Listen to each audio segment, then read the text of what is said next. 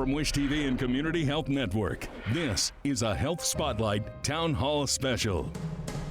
Well, good evening and thank you for joining us for this Health Spotlight special. We're proud to partner with Community Health to talk about critical health issues right here in Central Indiana. Tonight, we want to focus on social causes of mental and health. Those are non-medical factors that influence health outcomes. They can be grouped into 5 categories. Those categories are economic stability, education access and quality, healthcare access and quality, neighborhood and environment, plus social and community context. All right, let's go ahead and bring in Karen Lightbourn now, the Executive Director of Community Connections. Karen, good to see you. Thanks so much for joining us. Definitely excited to be here. Absolutely. So I guess to start, why don't we talk about why it's so important to have these conversations outside of a doctor's office or a hospital? Well, we have really great data that suggests that the majority of your health care really is focused on factors outside of just being able to be in a hospital or have a visit to your doctor. It really is those outside factors of things like food, housing, transportation. Do you have transportation to get to your doctor's appointments? You know, your income, your education, all these things add up to, you know, your total health care. Yeah. And it's important for us as a healthcare system to really look at and see how we can reach out to the populations to shore those things up. Give us a little background on Community Connections.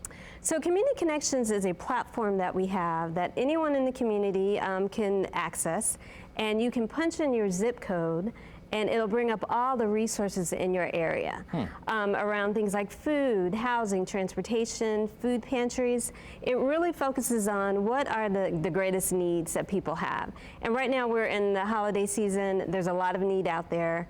You know, there's unemployment, there's other things that are happening, the high cost of food. So there's a lot of need out there, and it's a platform that's available, that we made available for people in the community and our patients. So I want to talk about these new programs that you have in 2 key areas, right? Diabetes and infant maternal health. Tell us a little bit about those programs. So we have a program, it's called the Diabetes Empowerment and Education Program. And you know, diabetes is one of the leading causes of death in the country. And we really want to make sure that our patients and the community, you know, loved ones, everyone knows someone with diabetes, that they have the education that they need to be able to manage that diabetes well. So we're going to be bringing this program to community centers, churches. We're talking about maybe bringing it to a library, really going where people are so they can learn how to find out the risks about diabetes, learn that of, you know, working out, the impact of diabetes on all your organs. So it really is a program that is user-friendly. It's done in very plain language that everyone can understand, because that's one of the things that we hear. You know, my doctor's talking to me, but I don't understand what he's saying, and I'm either afraid to ask a question or I just don't get what the doctor is saying. Sure. So, you know, this is a program that we are going to bring to the community. We're going to be doing it one-on-one with patients and out in the community as well. Talk about that a little bit more. Expand upon that conversation when you talk to folks and they say, hey, you know, I mean, they may have gone too far into the weeds for me, you know, and I was a little too afraid to ask a question, or things just went over my head. It happens to me all the time. So expand upon that a little bit. You know, a lot of it is culturally how people grow up. You know, some people believe the doctor's word is like, you know, God to them. Right, sure. And they are very hesitant to really say, hey, you know, I don't understand what an A1C is, or I don't understand the foods that I need to eat, and you know, diabetes is a disease. It's kind of complicated in that, you know, you're counting carbs, it's A1C, your glucose. So there's a lot of definitions around it. So being able to have this information, not only for yourself, but also for, you know, your loved ones, because it is a group thing to keep someone healthy, especially with diabetes. Sometimes, you know, it takes your family, take the community, and everyone knows someone that has diabetes, and that's why we found that we wanted to do a program that we could really bring out to the community around I think it's fantastic. You know, I communicate every single day, and there was one time where I went to my doctor, and I came out and called my wife to tell her what he had told me, and then she starts asking me questions. You know what? I don't You have really no know. idea? I don't know. Exactly. He explained it. I thought I knew, and then I didn't. So Right. I think it's fantastic what you guys are doing. Go ahead. And it's great because it's taught by a community health worker. So it's a non-clinical person that actually teaches it, that's been trained. So it's really a community person talking to another community person about a disease. So you're both receiving information Sure. about that. Okay. So it's not, a healthcare person like the higher power is saying, Right. bringing this. There's no PowerPoints in it. It's totally interactive. You're manipulating body parts, and it's really fun. It's Good. a really fun program. Good. Well, thanks for being here. We're going to keep you here for a moment here. We're going to Okay. take a quick break. When we come back, a community health advocate joins us to continue this important conversation. Stick with us. We'll be right back. You're watching Wish TV. We are local. Welcome back. We've been talking with Karen Lightbourne, the Executive Director of Community Connections, and we're also joined now by Otis Stanley, a community health advocate. Otis, we'll start with you this time. Before we went to break, Karen talked about the new programs that exist, specifically for diabetes. You're an advocate, so what is your role in this? We're meeting our patients where they are, and we're just explaining more in depth what diabetes is to the patient, what they're learning from the doctor's office, and we're making it as easy as possible to absorb and make it fun with different activities that we're doing with our patients. And it gives a deeper dive of what diabetes can do to the body and each organ. So I think it's something great for us to do for the community so they'll be able to understand what it is and be able to share the information with their friends and family if they're struggling with diabetes. Is diabetes specifically kind of like your number one topic? That's one of our number one topics Yeah. with social determinants of health with the community on the far east side of town where we work.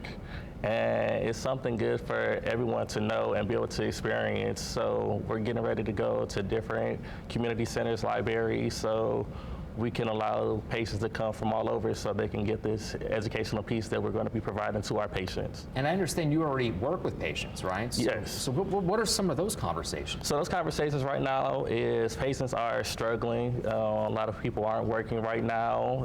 Food is going up, so they can't afford food, doesn't have health insurance, and we do provide that resource for our patients as well. So a lot of patients are just having a hard time with the means just to live right now. Right. So we're trying to provide whatever resource we can to them, whether it's for food, utilities, transportation, to make the livelihood for every patient a little bit easier going forward. Yeah. So Karen, I want to bring you back into the conversation. Otis goes out, he talks to somebody. They say, hey, look, I can't afford to eat healthy, So then he, I would assume, brings back that information. And then where do you take it from there? So we would refer that patient to, again, our Community Connections platform. We could look up resources for them as well. So again, that platform, you can put in your zip code and it would bring up all the pantries in the, whatever zip code you're in. Good. Affordable housing options for you in that zip code.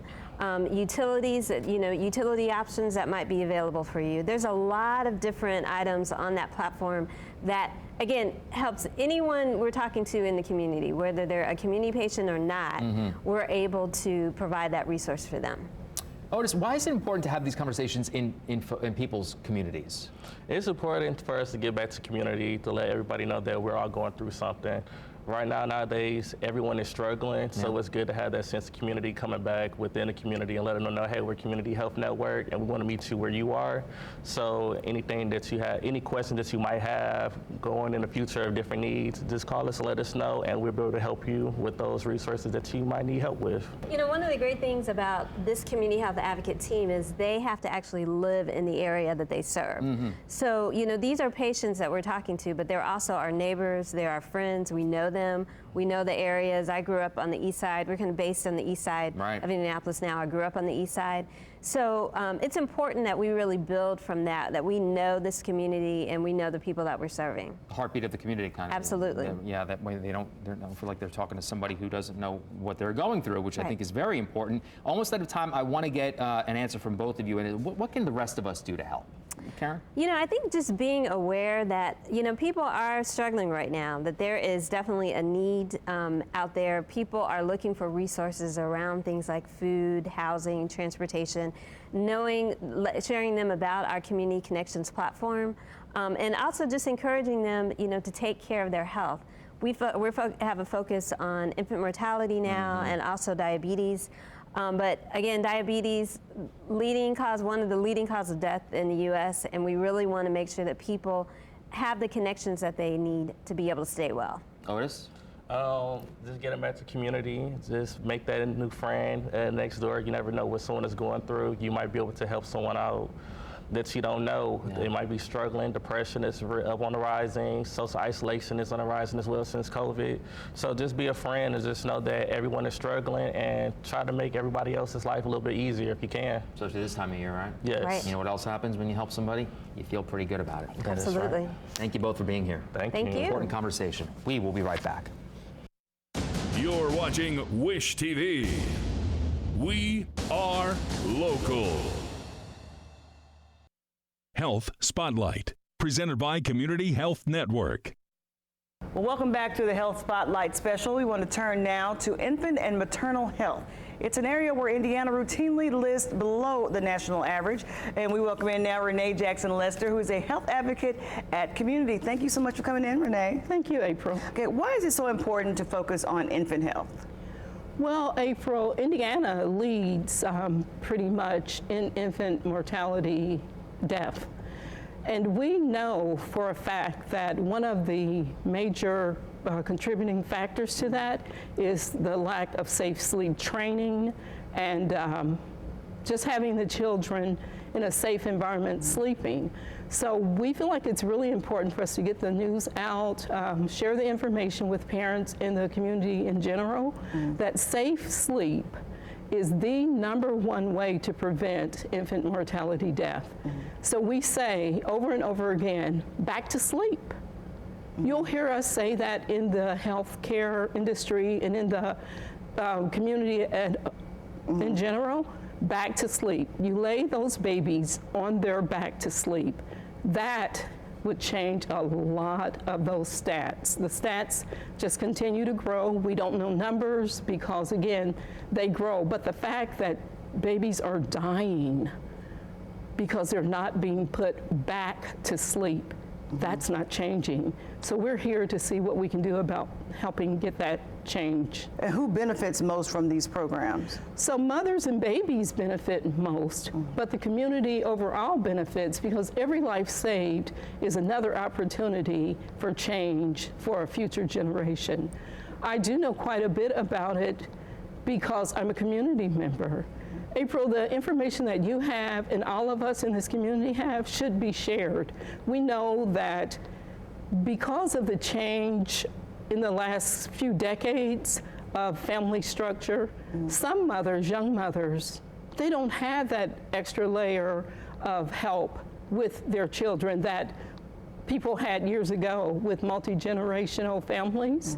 So they don't have that person there to guide them and help them. So again, to your question, the more people that know this information and share this information, the greater the opportunity is that that information gets to the mothers and saves those babies. What should people know to make sure that they're getting the best care?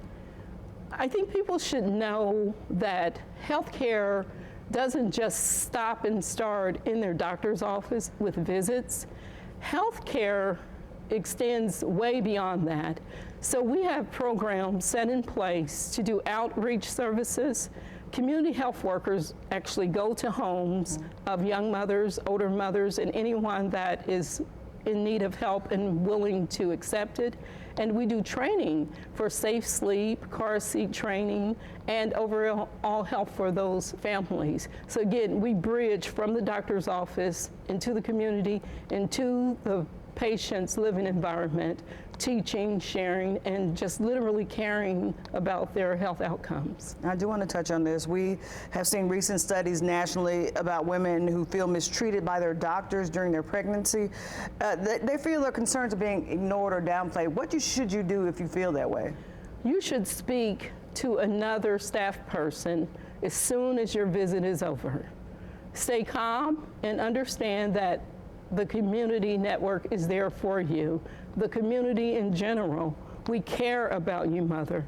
And if indeed you've experienced that or you know someone that has, please, before you leave that doctor's office, or even if it's a televisit, you call and you ask for assistance and let someone know, because not only is that unacceptable, it's immoral, and we want you to be okay.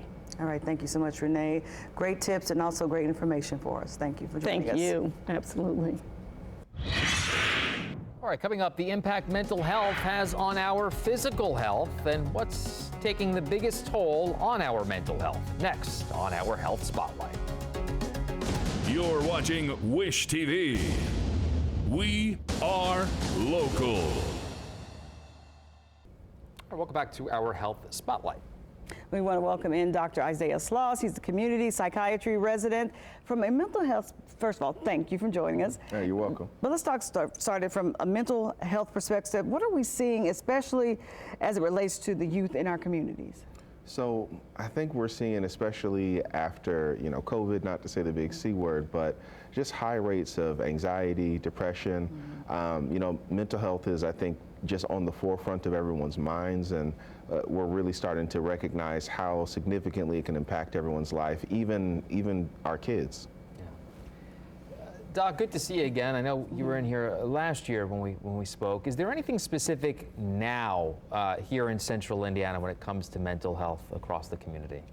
Well, I always say that, things change at different times of the year. So our kids are in school right now. Different things we see as far as bullying, with it being the winter. Definitely seasonal depression. We're seeing higher rates of that right now. Just a lot of people not being able to be outside, be in the sunlight, or have access to things that they would usually do, maybe to exercise or help them relieve stress. A lot of times that can cause extra strain on people's relationships at home and at school. Well, let's take this turn to it. Black teens, they have challenges that are very unique to them. Can you talk on that? Yeah, certainly. I think, just in the Black community, we see a lot of hesitance, especially when it comes to mental health. And sometimes that's just from the standpoint of not recognizing the signs of depression, or not really recognizing those symptoms.